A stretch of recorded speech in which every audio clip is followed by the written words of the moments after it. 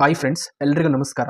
ಈ ದಿನ ನಾನು 5 ರಿಟ್ಸ್ ಆಫ್ ದ ಕಾನ್ಸ್ಟಿಟ್ಯೂಷನ್ 5 ರಿಟ್ಸ್ಗಳೇನಿದೆ ಅದನ್ನು ಇವತ್ತು ನಾನು ಡಿಸ್ಕಸ್ ಮಾಡ್ತಾ ಇದ್ದೇನೆ. Through this video we can easily understand about 5 Ritz. 5 writs ಬಗ್ಗೆ ನಾವು ತಿಳ್ಕೊಳ್ತಾ ಹೋಗ್ಬೋದು. ಬಿಕಾಸ್ ನಾವೇನಾದರೂ ಕೋರ್ಟಲ್ಲಿ ಪ್ರಾಕ್ಟೀಸ್ ಮಾಡೋದೇ ಆಗಿರ್ಬೋದು, but wherever you go in the practice article 32 must and should ಆಗಿ ನಾವು ಗೊತ್ತಿರಲೇಬೇಕಾಗಿರುತ್ತೆ. Because if you practise in the court of law without knowing this you can't practise there. Wherever you go, litigation, corporate ಎಲ್ಲಾದರೂ ಹೋಗು ನೀನು, article 32 must and should. 3 types of the 5 writs ಬಗ್ಗೆ, 5 type of the Ritz ಬಗ್ಗೆ ನಾವು ತಿಳ್ಕೊಂಡೇ ಬೇಕಾಗುತ್ತೆ. Must and should ಅವು ಯಾವುಗಳಂತ ನೋಡ್ತಾ ಹೋಗೋಣ. ಅದಕ್ಕಿಂತ ಮೊದಲು ಕಾನ್ಸ್ಟಿಟ್ಯೂಷನಲ್ ಡಿಬೇಟ್ಸನ್ನು ಗಮನಿಸಿದ್ರೆ ಅಂಬೇಡ್ಕರ್ ಏನಂತ ಹೇಳ್ತಾರೆ ಅಂದರೆ, heart and soul of the constitution. Without this article fundamental ರೈಟ್ಸ್ಗೆ ನಾವು ವ್ಯಾಲ್ಯೂಸನ್ನೇ ಕಟ್ಟೋಕ್ಕಾಗಲ್ಲ, ವ್ಯಾಲ್ಯೂಸೇ ಇಲ್ಲ ಅನ್ಸುತ್ತೆ. ವಿತೌಟ್ ದಿಸ್ ಇವನ್ ಕಾನ್ಸ್ಟಿಟ್ಯೂಷನಲ್ಲೂ ಅಷ್ಟೇ, ಇವು ಆರ್ಟಿಕಲ್ ಏನಾದರೂ ಇನ್ಸರ್ಟ್ ಮಾಡಿರಲಿಲ್ಲ ಅಂತಂದರೆ ಓವರ್ ಆಲ್ ಕಾನ್ಸ್ಟಿಟ್ಯೂಷನ್ ತರೋ is it's like a legal document, not sounded legal documents ಆಗ್ತಿರಲಿಲ್ಲ. ಆ ರೀಸನಿಂದ article 32 is a essential thing. Essential as a law student, as a citizen of India, we should know the use of article 32 of the constitution. 5 types ಏನಿದೆ ಅಂತ ನೋಡ್ತಾ ಹೋಗೋಣ. Habeas corpus is the first type, mandamus, ಸೆಷಿಯೋ and quo warranto prohibition. These are the 5 types. Let's move on to the habeas corpus. Habeas corpus ಬಗ್ಗೆ ತಿಳ್ಕೊಳ್ತಾ ಹೋಗೋಣ. Literal meaning of habeas corpus is to have a body. ನಾನೆಲ್ಲ explain ಮಾಡೋಕ್ಕೆ ಹೋಗಲ್ಲ, just ಏನೇನು important points ಇದೆ ಅದನ್ನು ಎಕ್ಸ್ಪ್ಲೈನ್ ಮಾಡ್ತಾ ಹೋಗ್ತೇನೆ. To have a body, which means the object of this writ is to remove a person from unlawful detention or custody. ಈಗ ಅನ್ಲಾಫುಲ್ಲಾಗಿ ಯಾರ್ಯಾರನ್ನ ಡಿಟೈನ್ ಮಾಡಿರ್ತಾರೆ, ಕಸ್ಟಡಿಗೆ ತೊಗೊಂಡಿರ್ತಾರೆ, as a police officers, some of the political ಇನ್ಫ್ಲೂಯೆನ್ಸ್ಗೆ ಆಗಿರ್ಬೋದು, whatever it may be, without warrant ಇಲ್ದರೆ arrest ಮಾಡಿದಾಗ, ವಿತೌಟ್ ಇನ್ಫಾರ್ಮೇಷನ್ ಕೊಡದಲ್ಲೇ ಅರೆಸ್ಟ್ ಮಾಡಿದಾಗ, ಅನ್ಲಾಫುಲಿ ಡಿಟೈನ್ ಮಾಡಿದಾಗ ಮಾತ್ರ ಈ ರಿಟ್ಸ್ಗಳನ್ನು ಹೇಬಸ್ ಕಾರ್ಪಸನ್ನು ನಾವು ಈ ಅಂಡರಲ್ಲಿ ಕೂಡ ನಾವು ರೆಮಿಡೀಸ್ ಹಾಗೆ ನಮ್ಮ ರೆಮಿಡೀಸನ್ನು ತಗೊಳ್ಬೋದು, ಪರಿಹಾರವನ್ನು ಪಡಿಬೋದು ಅಂತ ಹೇಳ್ತಾ ಹೋಗುತ್ತೆ ಈ ರಿಟ್ಟು. ಅದೇ ರೀತಿ writs can be used against the public authorities and individuals. Writ habeas corpus can be filed by the detained person and his family or friends. ಇದರಲ್ಲಿ ಫ್ಯಾಮಿಲಿ, ಫ್ರೆಂಡ್ಸ್ ಆಗಿರ್ಬೋದು, ಯಾರೇ ಆಗಿರ್ಬೋದು. ಆ್ಯಸ್ ವಿ ನಾವು ರೀಸೆಂಟಾಗಿ ನೋಡ್ತಾ ಇದ್ದೀವಲ್ಲ, Ladakh social activist, education reformer, ಅಲ್ಲಿ education reformer ಮೇಲೆ ಇಲ್ಲೀಗಲಾಗಿ ಅವ್ರನ್ನ ಅರೆಸ್ಟ್ ಮಾಡಿದ್ದಾರೆ ಅಂತ ಅವರು ಸೆಕ್ಯೂರಿಟಿ ಆ್ಯಕ್ಟ್ ಅಂಡರು ನಾವು ಮಾಡಿದ್ದೀವಿ ಅಂತ ಪೊಲೀಸ್ನವ್ರು ಹೇಳ್ತಾ ಇದ್ದಾರೆ. ಇವೊಂದು ಸುಪ್ರೀಂ ಕೋರ್ಟಲ್ಲಿ ಕೇಸ್ ಫೈಲ್ ಆಗಿರೋದು illegal habeas corpus under, illegal detention under. ಈ ಫ್ರೆಂಡ್ಸ್ ಆಗಿರ್ಬೋದು, ಫ್ಯಾಮಿಲಿ ಮೆಂಬರ್ಸ್ ಆಗಿರ್ಬೋದು, ಅವರನ್ನು ಯಾಕೆ ಅರೆಸ್ಟ್ ಮಾಡಿದ್ದೀರಾ, ವಿತೌಟ್ ವಾರಂಟ್ ಇಲ್ದಲ್ಲಿ ಯಾಕೆ ಅರೆಸ್ಟ್ ಮಾಡಿದ್ದೀರಾ ಅಂತ ಹೇಳಿ ಕೋರ್ಟಲ್ಲಿ ಹೇಬಸ್ ಕಾರ್ಪಸನ್ನು through this writ we can get the remedy. ಅದೇ ರೀತಿ ಗ್ರೌಂಡ್ಸ್ಗಳನ್ನು ನೋಡ್ತಾ ಹೋಗ್ಬೋದು. ಯಾವ ಗ್ರೌಂಡ್ಸ್ ಅಂಡರ್ ನಾವು ಹೇಬಸ್ ಕಾರ್ಪಸನ್ನು ಫೈಲ್ ಮಾಡ್ಬೋದು, ಯಾವ condition under. There are 3 major condition upon which writ can be issued. The detain of person is not presented before the magistrate within the 24 of the arrest. Already ನಮಗೆ ಗೊತ್ತಿರೋ ಹಾಗೆ 24 ಅವರ್ಸಲ್ಲಿ ಒಬ್ಬ ಅಕ್ಯೂಸನ್ನು ನಾವು magistrate ಮುಂದೆ ನಾವು ನಿಲ್ಲಿಸಬೇಕು. ಅದನ್ನೇನಾದರೂ ಆಗಲಿಲ್ಲ ಅಂತಂದಾಗ the arrest was made under the unconstitutional laws. Unconstitutional ಲಾಗಳ ಅಂಡರ್ ಏನಾದರೂ ನಾವು ಅರೆಸ್ಟ್ ಮಾಡಿದಾಗ ಅವರನ್ನು ಹೇಬಸ್ ಕಾರ್ಪಸ್ ಕೆಳಗಡೆ ನಾವು ರೆಮಿಡಿಯನ್ನು ಪಡಿಬೋದು. The person was arrested without any violation of law. ಅವನೇನು ವೈಲೇಟ್ ಮಾಡ್ದಲೆ, ನಾನು ಹೇಳಿನಲ್ಲ, ಏನಾದರೂ ಪ್ರೆಷರ್ಗೋಸ್ಕರ, ಏನಾದರೂ ಸಮಥಿಂಗ್ ಪೊಲಿಟಿಕಲ್, ಏನೋ ಸಮ್ ರೀಸನ್ಸಿಂದ ಪೊಲೀಸ್ನವರು ಅರೆಸ್ಟ್ ಮಾಡಿದಾಗ ಆ ಇಲೀಗಲ್ ಡಿಟೆನ್ಷನನ್ನು ತಡೆಯೋಕ್ಕೋಸ್ಕರ ಹೇಬಸ್ ಕಾರ್ಪಸ್ ಇರೋದು. That is why habeas corpus is a very important. If you practise in the criminal side, this is the very essential thing we should know. Let's move on to the mandamus. Mandamus ನೋಡ್ತಾ ಹೋಗ. The literal meaning of mandamus we command. The court issue is the form of the direction to the public authority to perform the particular task. It must be filled in the good faith by a person having the legal rights. It can be issued against the government or public officials, inferior court and tribunals, public corporation. It is used against the public authority denying performing its duty or has failed to do so. It cannot be issued against the private individuals or president or governor or chief justice. ಇದು ಕ್ಲಿಯರಾಗಿ ಏನು ಹೇಳ್ತಾ ಹೋಗ್ತಿದೆ ಅಂತಂದರೆ, as A public authority ಅವರ ಟಾಸ್ಕನ್ನು good ಫೈತಿಂದ within the reasonable ಟೈಮಲ್ಲಿ ಮಾಡಬೇಕು. ಈಗ ನಾವು ಯಾವ್ದಾದ್ರು ಒಂದು ಡಾಕ್ಯುಮೆಂಟ್ಸ್ ತೊಗೊಳೋಕೆ ಹಾಕಿದ್ದೇವೆ ಅಂತಂದರೆ ವಿತಿನ್ ದ 15 ಡೇಸಲ್ಲಿ 16 ಡೇಸಲ್ಲಿ ಬರುತ್ತೆ ಅಂದಾಗ ಆ ಟೈಮಲ್ಲಿ ಬರಬೇಕು. ಆ ಟೈಮಲ್ಲಿ ನಮಗೆ ಸಿಗಲಿಲ್ಲ ಅಂತಂದಾಗ we can shoe the mandamus. Mandamus ಪ್ರಕಾರ ನಾವು ರೆಮಿಡಿಯನ್ನು, ಜುಡಿಷಿಯಲ್ ರೆಮಿಡಿಯನ್ನು ನಾವು ತೊಗೊಳ್ಬೋದು. ಅದರ ಗ್ರೌಂಡ್ಸ್ಗಳನ್ನು ನೋಡ್ತಾ ಹೋದಾಗ, exceptions. Non statutory department functions, it cannot be invoked in the matter where the duty is discretionary against the right of private nature. ಈ ಸಿನಾರಿಯೋದಲ್ಲಿದ್ದಾಗ ನಾವು ಸ್ಯೂ ಮಾಡೋಕ್ಕಾಗಲ್ಲ. The direction will be controversial ಗೊತ್ತಲ್ಲ, ಏನಾದರೂ ಕಾಂಟ್ರವರ್ಸಿ ಇತ್ತು ಲಾಗಳ ಮಧ್ಯೆ ಅಂತಂದರೆ ಆ ಟೈಮಲ್ಲಿ ನಾವು ಮ್ಯಾಂಡಮಸನ್ನು ನಾವು ಅಪ್ಲೈ ಮಾಡೋಕ್ಕಾಗಲ್ಲ. ಇನ್ the matter of the alternative remedies available, alternative remedies ಇದ್ದಾಗ ನಾವು ಮ್ಯಾಂಡಮಸನ್ನು ನಾವು ಆಲ್ಟರ್ನೇಟ್ ಆಗಿ ಯಾವ್ದಾದ್ರು ಡಾಕ್ಯುಮೆಂಟ್ಸ್ ತಗೊಳ್ಳೋದು, ನಮಗೆ ಆಲ್ಟರ್ನೇಟಿವ್ಸ್ ಇರುತ್ತಲ್ಲ, ಆ ಆಲ್ಟರ್ನೇಟಿವ್ಸ್ ಇಲ್ಲ ಅಂತಂದಾಗ ನಾವು ಮ್ಯಾಂಡಮಸನ್ನು ನಾವು ಸ್ಯೂವ್ ಮಾಡೋಕ್ಕೆ ಬರಲ್ಲ. Let's move on to the third writ of the ಸೆಷಿಯೋ.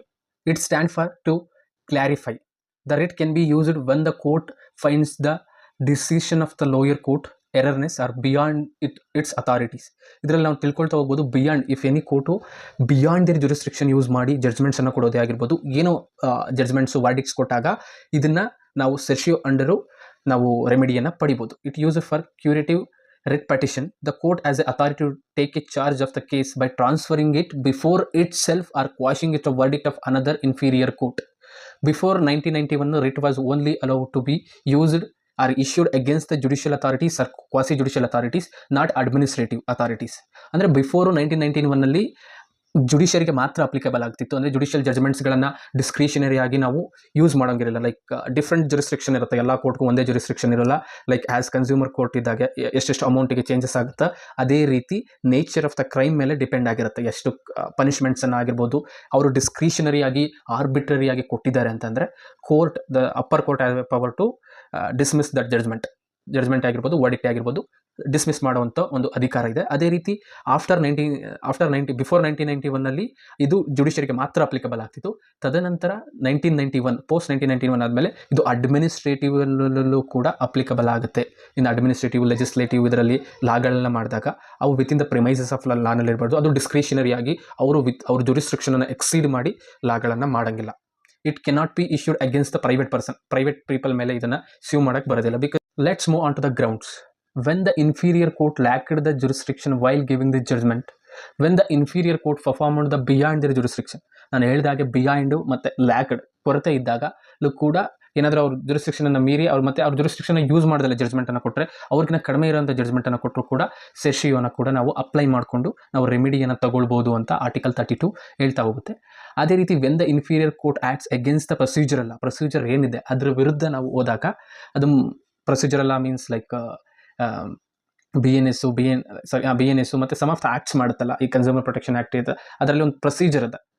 ಆ ಪ್ರೊಸೀಜರು ಮತ್ತು BNSS ಆಗಿರ್ಬೋದು, some of the court procedures ಏನಿದೆ ಅದರಲ್ಲಿ ಏನಿದೆ ಅದನ್ನು ಮಾತ್ರ ಲೈಕ್ ಅದರ ಅಗೇನ್ಸ್ಟ್ ಅದನ್ನು ಮಾಡಿದ್ರೆ, ಕೋರ್ಟ್ ಅಗೇನ್ಸ್ಟ್ ಏನಾದರೂ ಜಡ್ಜ್ಮೆಂಟ್ಸನ್ನು ಕೊಟ್ಟಿದೆ ಅಂತಂದರೆ, ಅಡ್ಮಿನಿಸ್ಟ್ರೇಟಿವ್ ಟ್ರಿಬ್ಯುನಲ್ಸ್ ಆಗಿರ್ಬೋದು ಅಗೇನ್ಸ್ಟ್ ಏನಾದರೂ ಮಾಡಿದೆ ಅಂತಂದರೆ ಆ ಸೆಷಿಯೋ ಅಂಡರು ಇವರು ಲೈಬಲ್ ಆಗ್ತಾರೆ ಅಂತ ಹೇಳ್ತಾರೆ. When the principle of natural justice is not performed by the court, principles of natural justice ಅನ್ನೋದು ಕೂಡ ಪರ್ಫಾರ್ಮ್ ಮಾಡದಿದ್ದಾಗ ಅವರು ಸೆಷಿಯೋ ಅಂಡರ್ ಲೈಬಲ್ ಆಗ್ತಾರೆ ಅಂತ ಹೇಳ್ತಾ ಹೋಗುತ್ತೆ. Let's move on to the ಕೋವಾರೆಂಟ್.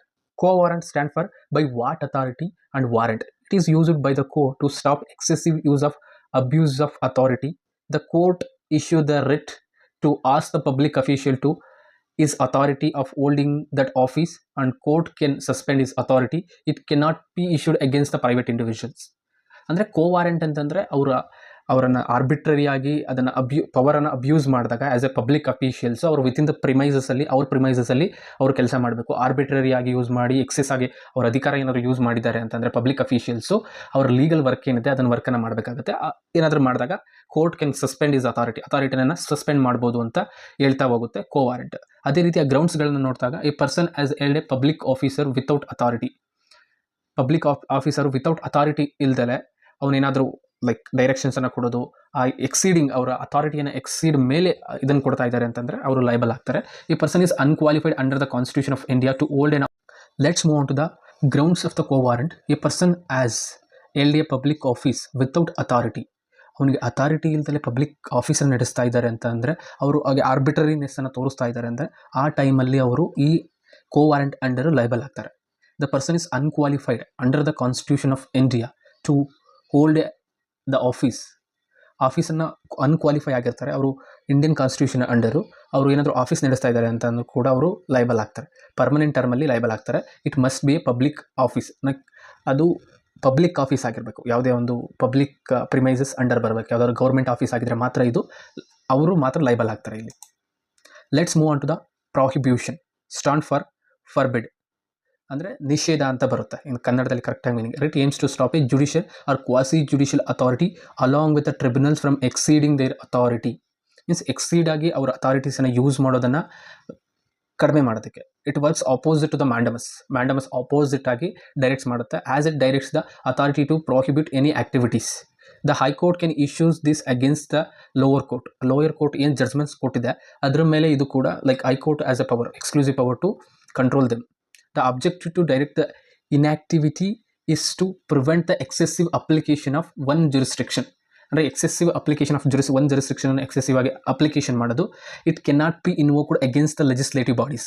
ಇದು ಮಾತ್ರ ಜುಡಿಷರಿಗೆ ಮಾತ್ರ ಸೀಮಿತ ಆಗಿರುತ್ತೆ, ಕ್ವಾಸಿ ಜುಡಿಷರಿ ಮತ್ತು ಜುಡಿಷರಿಗೆ. ಲೆಜಿಸ್ಲೇಟಿವ್ ಬಾಡೀಸ್ಗೆಲ್ಲ, ಅಡ್ಮಿನಿಸ್ಟ್ರೇಟಿವ್ ಬಾಡೀಸ್ಗೆಲ್ಲ ಆ್ಯಂಡ್ ಪ್ರೈವೇಟ್ ಇಂಡಿವಿಜುವಲ್ಸ್ಗಂತೂ ಅಲ್ವೇ ಅಲ್ಲ.